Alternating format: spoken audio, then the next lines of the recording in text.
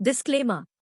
All the characters and events portrayed or appearing in this story or stories, video or videos are entirely fictitious and do not have any relation to any actual events or persons.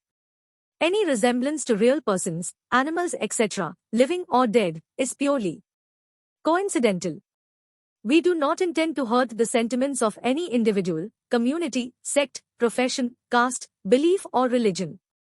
We do not intend to portray any individual, organization, place, country or community in bad light. Disclaimer या अस्वीकरण। इस story या stories, video या videos के सभी पात्र एवं घटनाएं काल्पनिक है, जिसका किसी भी व्यक्ति, पशु या वस्तु से कोई संबंध नहीं है। यदि किसी के साथ इसकी समानता पाई जाती है, तो इसे मात्र एक संयोग माना जाएगा। व्यक्ति या समुदाय के विश्वास या भावना, धर्म या राष्ट्रीयता का अनादर करने का या उनका अपमान करने का इरादा नहीं रखते हैं। किसी इंसान, संस्था, स्थान, देश या समुदाय को बुरी तरीके से पेश करने का हमारा कोई मकसद नहीं है।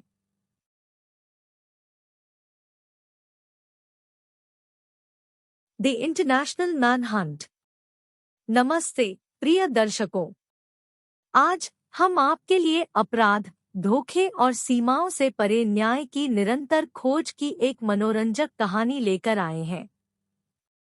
ऐसी दुनिया में जहां अपराधी तेजी से सोफिस्टिकेटेड और ग्लोबलाइज्ड होते जा रहे हैं, दुनिया भर की कानूनी एजेंसियों को मिलजुल कर और तालमेल से काम करना चाहिए, जिसे कानून से बचने वाले लोगों का पता लगाया जा सके और उन्हें पकड़कर उनको सजा दी जा सके।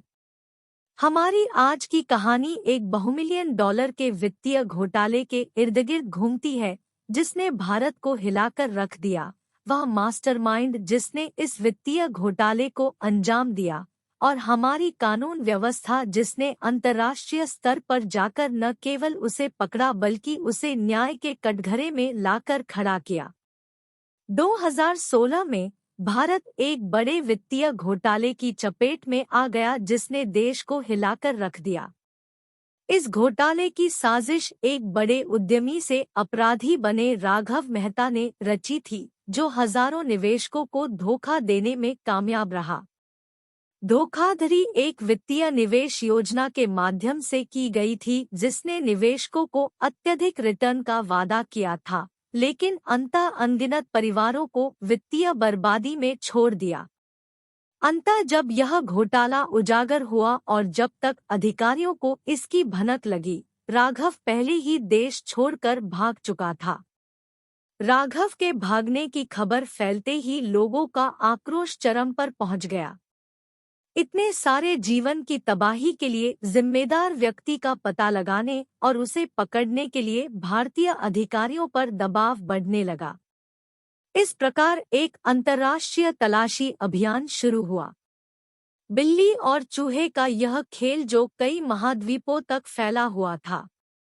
इसमें कई कानूनी एजेंसियों को शामिल किया गया और अंतर्राष्ट्रीय स्तर पर भी सहयोग के लिए सहायता मांगी गई। कहानी कुछ इस प्रकार है। राघव मेहता एक करिश्माई व्यक्तित्व के व्यक्ति और उद्योगपति थे, जिन्हें कभी फाइनेंस की दुनिया में दूरदर्शी के रूप में मान्यता प्राप्त थी। मुंबई में जन्मे और पले बढ़े राघव एक स्वनिर्मित व्यक्ति थे, जो मामूली शुरुआत से भारत के सबसे सफल व्यवसायियों में से एक बन गए थे। लोगों से जुड़ने की अद्भुत क्षमता और वित्तीय बाजारों की गहरी समझ के साथ राघव एक विशाल साम्राज्य स्थापित करने में कामयाब रहे।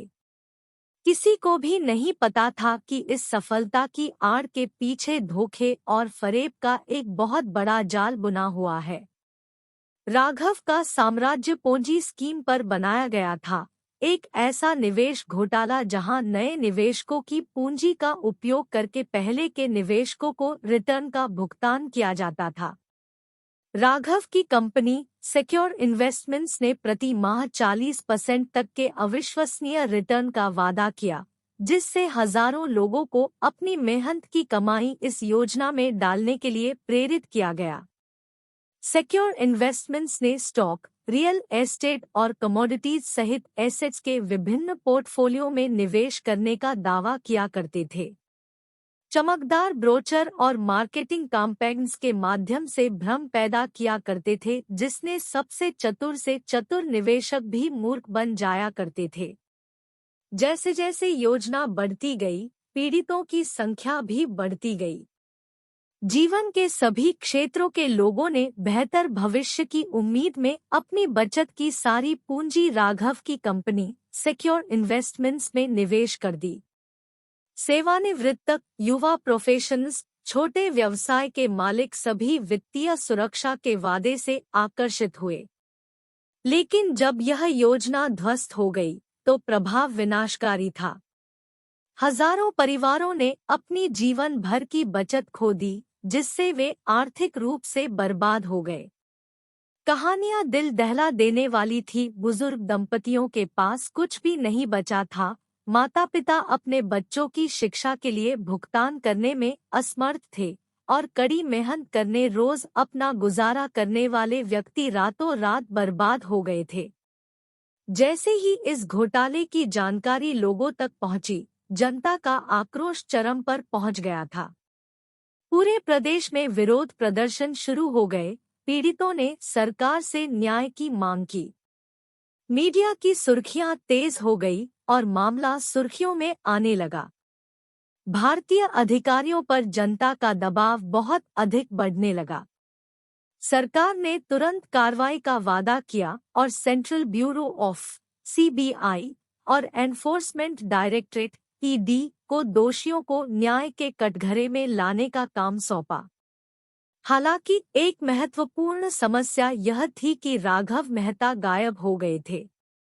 सिक्योर इन्वेस्टमेंट्स कंपनी शुरुआती जांच में यह पाया गया कि यह एक शेल कंपनियों है और इसके ऑफशोर खातों और मनी लॉन्ड्रिंग के पेचीदा जाल का भी पता चला।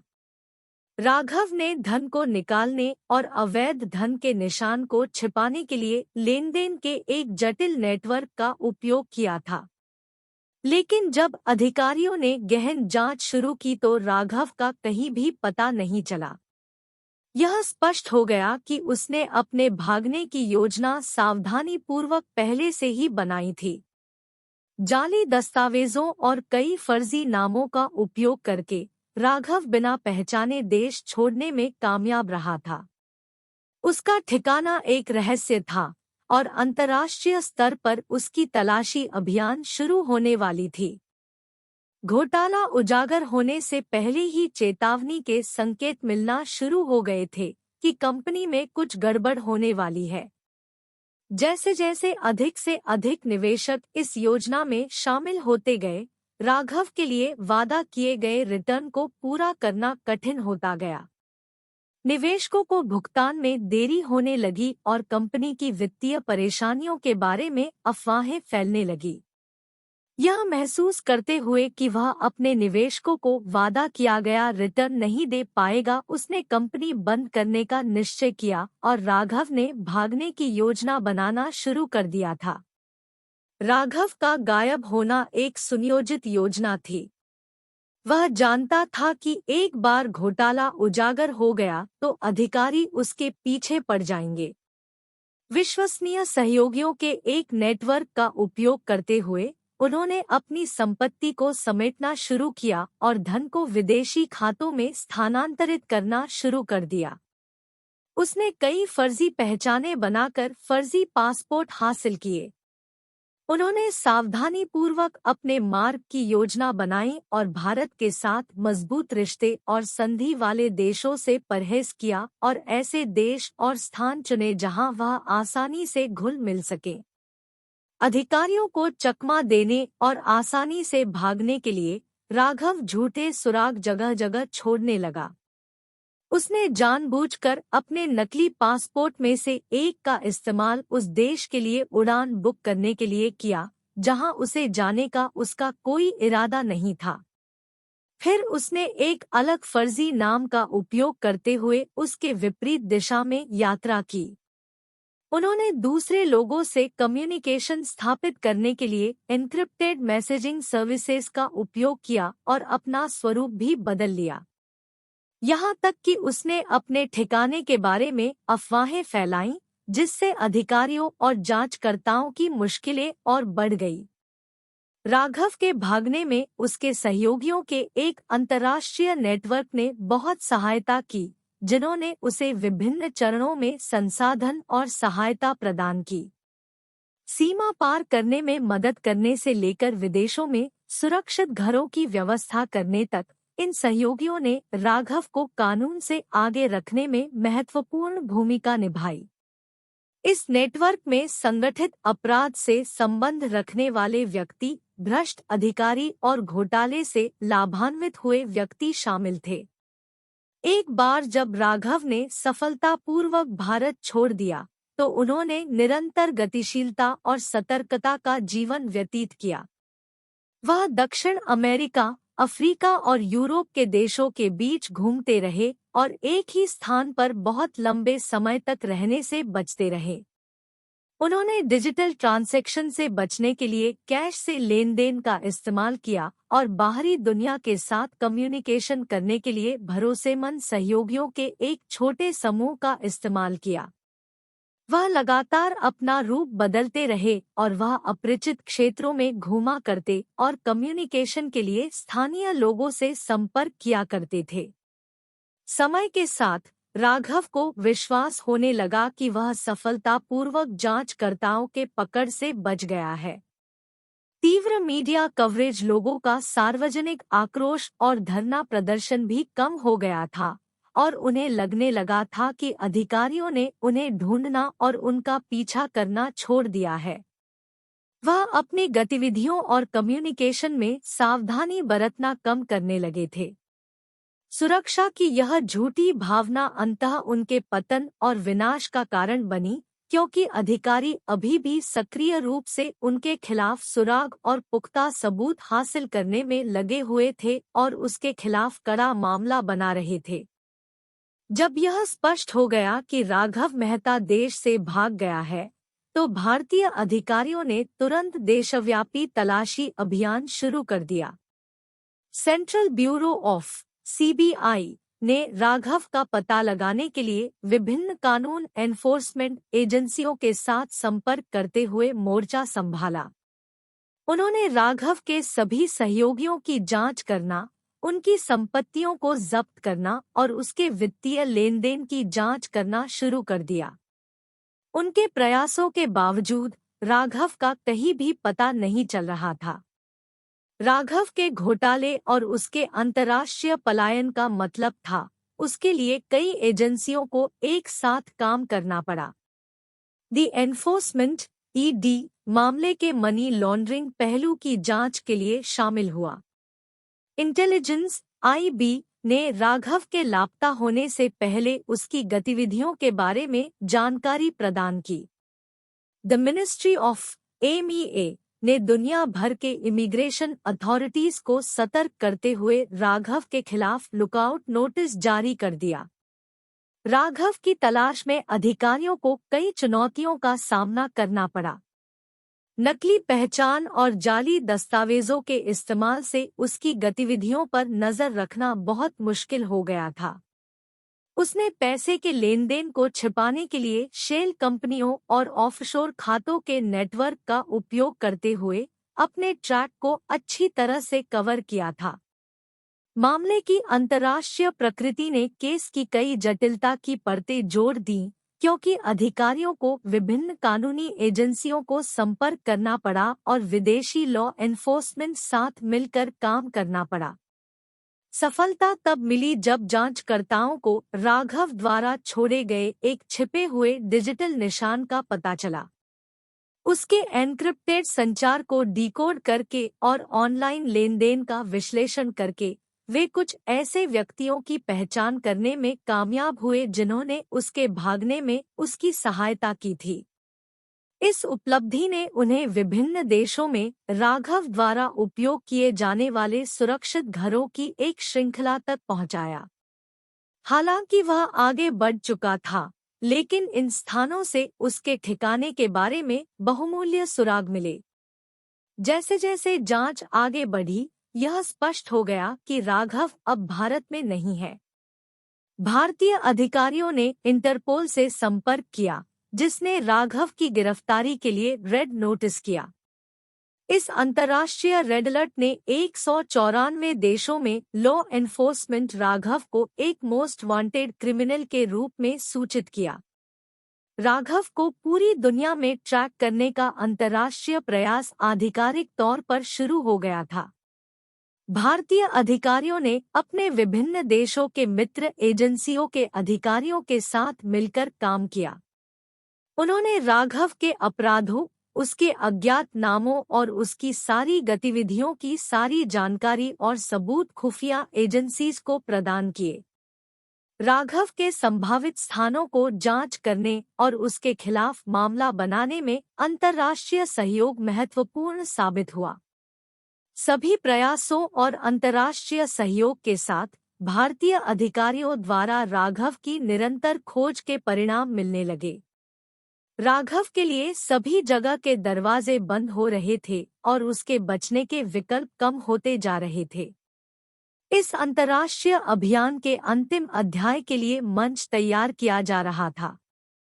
चूंकि राघव मेहता के स्थान के बारे में कुछ पता नहीं चल रहा था, इसलिए भारतीय अधिकारियों को पता था कि अंतर्राष्ट्रीय सहयोग बहुत आवश्यक है।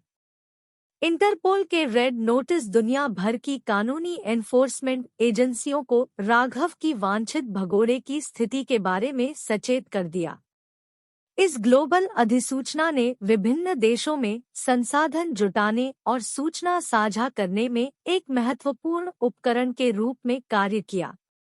अंतर्राष्ट्रीय सहयोग के लिए विभिन्न देशों की कानूनी एनफोर्समेंट एजेंसियों के बीच विश्वास और सहयोग की आवश्यकता है। भारतीय अधिकारियों ने साझेदारी बनाने, संचार चैनल स्थापित करने और साक्ष्य और खुफिया जानकारी साझा करने के लिए अथक प्रयास किया। इन प्रयासों से राघव की खोज में एक एकीकृत मोर्चा बनाने में मदद मिली। राघव की तलाश कई देशों तक फैली, जिनमें से प्रत्येक की अपनी कानूनी प्रणाली और न्यायिक सीमाएं थीं। इन बाधाओं पर काबू पाने के लिए कूटनीतिक बातचीत, कानूनी समझौते और संवेदनशील जानकारी के सावधानीपूर्वक प्रबंधन की आवश्यकता थी। भारतीय अधिकारियों ने अंतर्राष्ट्रीय कानून का अनुपालन और संप्रभुता का सम्मान सुनिश्चित करने के लिए अपने विदेशी समकक्षों के साथ काम किया। अंतर्राष्ट्रीय सहयोग पारंपरिक कानून इन्फोर्समेंट एजेंसियों से आगे बढ़ा। Financial institutions, cyber security experts और प्राइवेट इन्वेस्टिगेटर्स ने मूल्यवान संसाधन और जानकारी प्रदान की।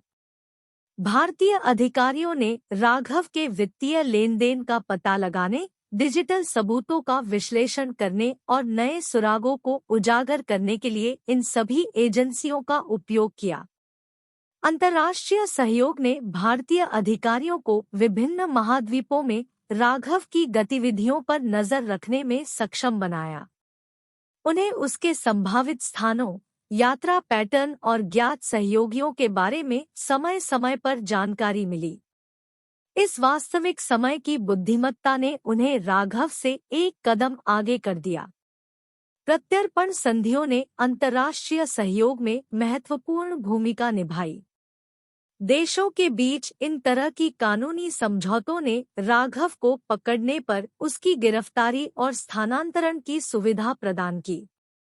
भारतीय अधिकारियों ने उन देशों के साथ काम किया जिनकी भारत के साथ मजबूत प्रत्यर्पण संधियां थी, यह सुनिश्चित करते हुए कि राघव को न्याय का सामना करने के लिए वापस लाया जा सके। अंतर्राष्ट्रीय सहयोग ने अंतर्राष्ट्रीय अपराध से निपटने में सामूहिक प्रयासों की शक्ति का प्रदर्शन किया। राघव की खोज के लिए कई देशों के संसाधनों, विशेषज्ञता और दृढ़ संकल्प के अभिसरण की आवश्यकता थी। इस सहयोगात्मक दृष्टिकोण ने कानून के शासन को बनाए रखने और न्याय प्रदान करने में वैश्विक एकजुटता के महत्व को प्रदर्शित किया। राघव मेहता के भागने का रास्ता उसे कई देशों की भूल भुलैया से होकर ले गया। मध्य पूर्व से शुरू करके, जहां उनका मानना था कि वह विशाल प्रवासी समुदाय के साथ घुल मिल सकते हैं, दक्षिण अमेरिका के घने जंगलों और यूरोप की हलचल भरी सड़कों तक, राघव लगातार घूमते रहे। प्रत्येक स्थान ने अधिकारियों के लिए अलग अलग इलाकों से लेकर स्थानीय सहयोग के विभिन्न स्तरों तक चुनौतियों का अपना सेट पेश किया। आधुनिक तकनीक ने इस पीछा में दोधारी तलवार की भूमिका निभाई। जबकि राघव ने अपने ट्रैक को कवर करने के लिए एन्क्रिप्टेड संचार, बर्नर फोन और डिजिटल मुद्राओं का उपयोग किया, अधिकारियों ने उसके डिजिटल पदचिह्नों का पता लगाने के लिए निगरानी नेटवर्क, चेहरे की पहचान करने वाले सॉफ्टवेयर और साइबर फोरेंसिक का उपयोग किया। जहां भगोड़े और पीछा करने वाले दोनों एक दूसरे की चाल के अनुसार ढल गए। राघव जिस भी क्षेत्र से गुजरता उसका मतलब था नए चेहरे और नए जोखिम।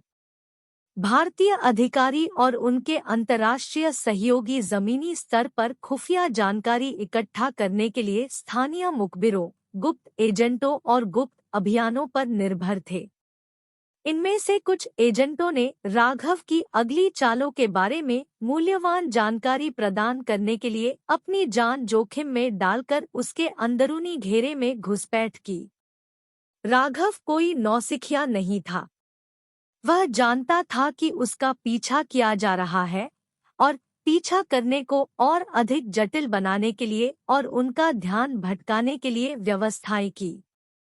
वह कभी-कभी ऐसे गलत सुराग छोड़ जाता था जिससे पता चलता था कि वह एक दिशा में जा रहा था, लेकिन हकीकत में वह दूसरी दिशा में चला जाता। इन झूठे सुरागों का मतलब था कि अधिकारियों को संभावित जाल से सावधान रहते हुए हर जानकारी को लगातार वेरीफाई और री-वेरीफाई करना पड़ा। निरंतर प्रयास न केवल एक तार्किक चुनौती थी बल्कि सहनशक्ति और दृढ़ संकल्प की परीक्षा भी थी। अधिकारियों ने लंबे समय तक अपने परिवारों से दूर, अक्सर प्रतिकूल वातावरण में अथक परिश्रम किया। वे थकान, हताशा और जनता की अपेक्षाओं के निरंतर दबाव से जूझते रहे। यह पीछा जितना शारीरिक था उतना ही मानसिक युद्ध भी था। विभिन्न देशों के शीर्ष अधिकारी और फील्ड एजेंट अक्सर संयुक्त रणनीति सत्रों में बुलाए जाते हैं। ये बैठकें कभी-कभी गुप्त और अज्ञात स्थानों पर आयोजित की जाती थी, नवीनतम खुफिया जानकारी साझा करने, राघव के लिए संभावित जालों पर विचार मंथन करने और उनकी अगली चालों पर विचार करने के लिए बुलाई जाती थी।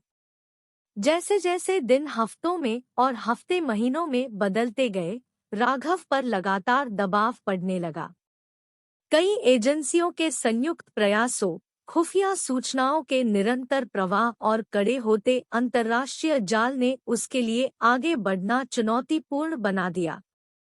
प्रत्येक हवाई अड्डा, रेलवे स्टेशन और सीमा पार करना एक संभावित जाल बन गया। फंदा कसता जा रहा था और राघव का पकड़ा जाना अपरिहार्य होता जा रहा था। भगोड़े का पीछा करना पर यह विस्तारित खंड राघव मेहता की निरंतर खोज में अधिकारियों द्वारा सामना की जाने वाली पेचीदगियों और चुनौतियों पर प्रकाश डालता है। अत्याधुनिक प्रौद्योगिकी के इस्तेमाल से लेकर पुराने जमाने की जमीनी खुफिया जानकारी तक, यह पीछा इस बात का प्रमाण था कि किसी भगोड़े को न्याय दिलाने के लिए कानून किस हद तक जा सकता है। एक दिन बार्सिलोना के एक कैफे से किसी मुखबिर ने खबर दी कि राघव जैसे मिलते जुलते किसी व्यक्ति को देखा गया है। एक हाई प्रोफाइल भारतीय भगोड़े के बारे में यह टिप बहुत महत्वपूर्ण थी। यह खबर एक मुखबिर ने स्थानीय पुलिस को बताई और बाद में खबर इंटरपोल के साथ साझा किया गया। इतने महीनों में यह पहली ठोस खबर प्रदान की गई। यह छोटी सी प्रतीत होने वाली घटना राघव के लिए अंत की शुरुआत का संकेत थी। हालांकि राघव अपने डिजिटल ट्रैक बहुत सावधान थे, लेकिन कोई भी कितना भी सावधानी से काम करे कोई न कोई चूक हो ही जाती है। ऐसी ही चूक राघव से भी हो गई और 24 घंटे काम करने वाली एक साइबर सिक्योरिटी टीम उसके एक एन्क्रिप्टेड बातचीत के एक पैटर्न की खोज की। उन्हें दक्षिण फ्रांस में एक एकांत संपत्ति से जुड़ा एक घर से एक आईपी एड्रेस का पता मिला, जो राघव के संभावित ठिकाने की ओर इशारा करता है। इस टिप और डिजिटल लीड को वेरीफाई करने की बहुत जरूरत है क्योंकि अब कोई भी गलती की गुंजाइश नहीं थी। अधिकारियों ने राघव की उपस्थिति का पता लगाने के लिए सैटेलाइट इमेज और बैंक लेनदेन के डेटा को संयुक्त करके स्थानीय टीम को दे दिया। पहेली के टुकड़े एक साथ फिट होने लगे, जिससे राघव के छिपने की जगह की स्पष्ट तस्वीर सामने आने लगी। संभावित स्थान की पहचान के साथ एक मल्टीनेशनल टीम किया गया। भारतीय अधिकारियों, फ्रांसीसी लॉ एनफोर्समेंट से बनी इस टीम को उच्च जोखिम वाले और नाजुक संचालन वाले कठिन ऑपरेशन के लिए प्रशिक्षित किया गया था। उनका आदेश स्पष्ट था, बिना किसी घटना के राघव को पकड़ना। किसी भी गिरफ्तारी से पहले टीम को पुष्टि की आवश्यकता थी। दिन रात वे उस प्रॉपर्टी की निगरानी करते रहे कि जो टिप उन्हें मिली थी वह गलत तो नहीं, क्योंकि अगर यह टिप गलत साबित हुई तो राघव सचेत हो जाएगा और फिर उसको पकड़ना बहुत ही मुश्किल हो जाएगा। यह अवधि बहुत ही तनावपूर्ण थी क्योंकि उनका एक गलत कदम उनके लक्ष्य से बहुत दूर ले जाएगा और उनकी सारी मेहनत पर पानी फिर जाएगा। अति आत्मविश्वास किसी भी भगोड़े का सबसे बड़ा दुश्मन हो जाता है। राघव, शायद यह मानते हुए कि वह अपने पीछा करने वालों से सफलतापूर्वक बच गया है, अपनी सावधानी छोड़ दी। एक स्थानीय रेस्तरां से एक दुर्लभ भारतीय व्यंजन का ऑर्डर देने के लिए अनएन्क्रिप्टेड लाइन पर की गई कॉल को इंटरसेप्ट कर लिया गया। इस मामूली चूक ने टीम को आवश्यक अंतिम पुष्टि प्रदान की। राघव की मौजूदगी के निर्विवाद सबूत के साथ टीम हरकत में आ गई। समन्वित प्रयासों से यह सुनिश्चित किया गया कि सभी निकास मार्ग अवरुद्ध हो जाएं। संपत्ति के भीतर गतिविधियों पर निगरानी रखने के लिए ड्रोन तैनात किए गए थे। यह सुनिश्चित करने के लिए कि त्रुटि की कोई गुंजाइश न हो, प्रत्येक विवरण की सावधानीपूर्वक योजना बनाई गई थी। भोर की पहली किरण के साथ ही टीम के सभी सदस्यों ने अपनी अपनी पोजीशन ले ली और यह सुनिश्चित किया कि सभी निकास और संभावित भागने का मार्ग बंद हो। लाउड स्पीकर का उपयोग करते हुए प्रमुख अधिकारी ने उनकी उपस्थिति की घोषणा की और राघव से शांतिपूर्वक आत्मसमर्पण करने का आग्रह किया। संदेश स्पष्ट था कि भागने का कोई भी रास्ता नहीं था और विरोध करने से केवल अनावश्यक टकराव होगा। मिनट घंटों की तरह महसूस हो रहे थे। अंदर की ओर से कोई प्रतिक्रिया नहीं आई। चुप्पी ने तनाव को और बढ़ा दिया क्योंकि टीम किसी भी संभावित परिणाम के लिए तैयार थी, शांतिपूर्ण आत्मसमर्पण से लेकर हिंसक टकराव तक। यह महसूस करते हुए कि अब इंतजार करना बेकार है, टीम ने अंदर प्रवेश करने का निर्णय लिया। नजदीकी लड़ाई और तेजी से प्रवेश के लिए प्रशिक्षित विशेष इकाइयों ने मुख्य दरवाजे को सावधानीपूर्वक तोड़ दिया। उन्होंने किसी भी तरह के अचानक हमले और सावधानीपूर्वक अंदर घुसने के लिए फ्लैश बैंग्स जैसे गैरघातक तरीकों का इस्तेमाल किया। अंदर उन्होंने पाया कि राघव पहले से ही एक कोने में दुबक कर बैठा है, लेकिन फिर भी वह उद्दंड था। एक संक्षिप्त मौखिक आदान प्रदान के बाद अधिकारियों ने उसे सुरक्षित रूप से लाने के अपने इरादे को दोहराया। प्रतिरोध की निरर्थकता को पहचानते हुए और शायद स्थिति की गंभीरता को पहचानते हुए राघव ने अंततः आत्मसमर्पण करने के अपने इरादे का संकेत दिया। अपने दोनों हाथ ऊपर उठाकर राघव मेहता ने बाहर आकर आत्मसमर्पण कर दिया और उसको हाथों में हथकड़ी लगा दी गई। यह एक ऐतिहासिक क्षण था। ऐसा लग रहा था कि न्याय की पहुंच बहुत दूर तक है और चाहे कोई कितनी भी दूर तक दौड़े, अंततः वह न्याय की पहुंच में आ ही जाता है। इस प्रतिष्ठित क्षण को कैमरों में कैद कर लिया गया और इसे तुरंत दुनिया भर के समाचार चैनलों पर प्रसारित किया। राघव को हिरासत में लेकर उसके भारत प्रत्यर्पण की तैयारियां शुरू कर दी गई। उसे अधिकारियों और कानूनी विशेषज्ञों की एक टीम के साथ कड़ी सुरक्षा के बीच भारत भेजा गया। जैसे ही विमान भारत में उतरा, उसे हिरासत में ले लिया गया और सभी अधिकारियों और कानूनी विशेषज्ञों को बधाई दी गई और ये चूहे बिल्ली का खेल अब वास्तविक तौर पर समाप्त हो गया था। इस मनोरंजक गाथा का अंतिम अध्याय राघव को अपने कार्यों के कानूनी परिणामों का सामना करने के साथ समाप्त हुआ। राघव मेहता की गिरफ्तारी न केवल लॉ एनफोर्समेंट की जीत थी, बल्कि विश्व स्तर पर एक कड़ा और प्रमुख समाचार भी गया कि अब कोई भी भारत में जुर्म करके विदेशों में छिपकर शरण नहीं ले सकता है। दुनिया भर के रिपोर्टर्स राघव की सारी खबरें और जानकारी का पता लगाने के लिए दक्षिण फ्रांसीसी गांव में जाने लगे। समाचार चैनलों ने राघव के जीवन के हर पहलू और उसके नाटकीय चित्रण को उजागर करते हुए घंटे भर का विशेष कार्यक्रम चलाया। भारत में जनता की प्रतिक्रिया जबरदस्त थी। कई लोगों के लिए राघव की गिरफ्तारी सिर्फ एक व्यक्ति के अपराध के बारे में नहीं थी, बल्कि न्याय के लंबे हाथ और गलत काम करने वालों को जवाबदेह ठहराने को सुनिश्चित करने की भारत की प्रतिबद्धता का प्रतीक भी थी। इसके निहितार्थों के बारे में समारोह, बहस और सार्वजनिक चर्चाएं शुरू होने लगी। राघव के भारतीय धरती पर वापस आने के साथ ही कानूनी मशीनरी तेज हो गई। अभियोजकों ने एक निर्विवाद मामला बनाना शुरू कर दिया और यह सुनिश्चित किया गया कि सभी सबूतों को सावधानीपूर्वक पेश और प्रस्तुत किया जाए।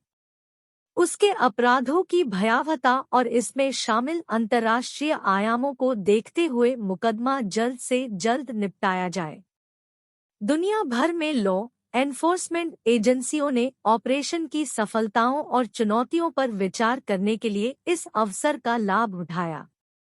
नियोजित तरीकों, साझा की गई खुफिया जानकारी और सहयोगात्मक प्रयासों का विश्लेषण करने के लिए कार्यशालाएं, सेमिनार और रणनीति सत्र आयोजित किए गए। इसका उद्देश्य भविष्य के अंतर्राष्ट्रीय संचालन में सुधार करना और प्रत्यर्पण प्रक्रिया को और सरल बनाना था। राघव के केस ने अंतर्राष्ट्रीय सहयोग में अंतराल को उजागर किया, जिससे कई इंटरपोल के प्रोटोकॉल में संशोधन हुआ। महत्वपूर्ण जानकारी साझा करने में तेजी लाने, साइबर ट्रैकिंग क्षमताओं में सुधार करने और सीमा पार संचालन के लिए अधिकारियों को विशेष प्रशिक्षण प्रदान करने के लिए उन्नत उपाय किए गए। बिना पता लगाए बड़ी मात्रा में धन को सीमाओं के पार ले जाने की राघव की क्षमता ने वित्तीय क्षेत्र में अधिकारियों को आश्चर्यचकित कर दिया। इससे अंतर्राष्ट्रीय लेनदेन पर सख्त नियमों, डिजिटल मुद्राओं की बेहतर निगरानी और बैंकों और कानून प्रवर्तन एजेंसियों के बीच बेहतर सहयोग और तालमेल के लिए वैश्विक दबाव बढ़ा। राघव के पकड़े जाने का वास्तविक प्रभाव उसके कई सहयोगियों पर भी महसूस होने लगा। उसके कार्यों से ठगे गए लोगों को अंततः न्याय और संभावित क्षतिपूर्ति की आशा की किरण दिखाई दी। मामले के जटिल परिणामों से निपटने के लिए और उन व्यक्तियों की सहायता के लिए सहायता केंद्र और कानूनी सहायता केंद्र स्थापित किए गए थे। राघव के भागने से लेकर उसके नाटकीय ढंग से पकड़े जाने तक की पूरी गाथा आधुनिक अपराध में एक केस स्टडी बन गई। विश्वविद्यालयों, थिंक टैंक और सुरक्षा विशेषज्ञों ने ऐसे अपराधों के मनोवैज्ञानिक, समाजशास्त्रीय और तकनीकी पहलुओं का विश्लेषण करना शुरू किया। यह एक सतर्क कहानी बन गई जो वैश्विक अपराध लड़ाई में नए युग की चुनौतियों और समाधानों का संकेत देती है। राघव मेहता की गिरफ्तारी दुनिया भर में लॉ एनफोर्समेंट एजेंसियों की सहायता का प्रमाण है।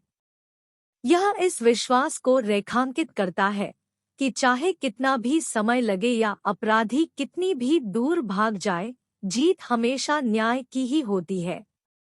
लगातार पीछा करने और अंततः राघव को पकड़ने में अंतर्राष्ट्रीय भगोड़े लोगों की तलाश के लिए एक मिसाल कायम कर दी है।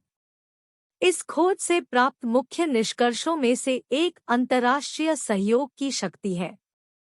अलग-अलग देश, अपने अपने कानून, संस्कृति और नौकरशाही प्रक्रियाओं के साथ एक एकीकृत उद्देश्य के साथ एक साथ आगे आए। यह इस बात का प्रेरक प्रदर्शन है कि जब राष्ट्र वैश्विक खतरों से निपटने के लिए मिलकर काम करते हैं तो क्या क्या हासिल किया जा सकता है। जबकि कहानी मुख्य रूप से पीछा करने और पकड़ने पर केंद्रित है, राघव के लिए पुनर्वास और मोचन की संभावना पर विचार करना भी आवश्यक है। क्योंकि वह अपने कार्यों के परिणामों का सामना कर रहा है, समाज को इस पर विचार करना चाहिए कि क्या उसके जैसे व्यक्तियों को अपना बकाया चुकाकर पुनः एकीकृत किया जा सकता है। संपूर्ण प्रकरण भविष्य के लिए अमूल्य सबक प्रदान करता है। वित्तीय नियमों को कड़ा करने से लेकर अंतर्राष्ट्रीय सहयोग बढ़ाने और अपराध का पता लगाने के लिए तकनीकी प्रगति में निवेश करने तक ऐसी असंख्य सीख हैं जो अंतर्राष्ट्रीय कानून प्रवर्तन के भविष्य को आकार दे सकती है। इसके मूल में राघव मेहता के उत्थान, पलायन और अंततः पकड़े जाने की गाथा मानवीय महत्वाकांक्षा, लचीलापन, दृढ़ संकल्प और सही और गलत के बीच शाश्वत लड़ाई का प्रतिबिंब है। यह एक स्पष्ट अनुस्मारक के रूप में कार्य करता है कि यद्यपि अंधेरा क्षण भर के लिए प्रबल हो सकता है, न्याय की सुबह अवश्यंभावी है। इस समापन खंड में हम न केवल कथा के केंद्रीय विषयों को दोहराते हैं, बल्कि राघव मेहता की कहानी द्वारा दिए गए व्यापक निहितार्थों और संदेशों पर भी प्रकाश डालते हैं। यह एक समग्र समापन है जो अतीत की घटनाओं पर चिंतन को आमंत्रित करता है और साथ ही भविष्य के बारे में विचारों को प्रेरित करता है। अगर आपको ये कहानी पसंद आई हो तो प्लीज इसे लाइक और सब्सक्राइब करके सब्सक्राइब बटन पर क्लिक कीजिएगा ताकि नई कहानी का नोटिफिकेशन आप तक आ सके। और हाँ, बेल आइकन को प्रेस करना मत भूलिएगा। धन्यवाद।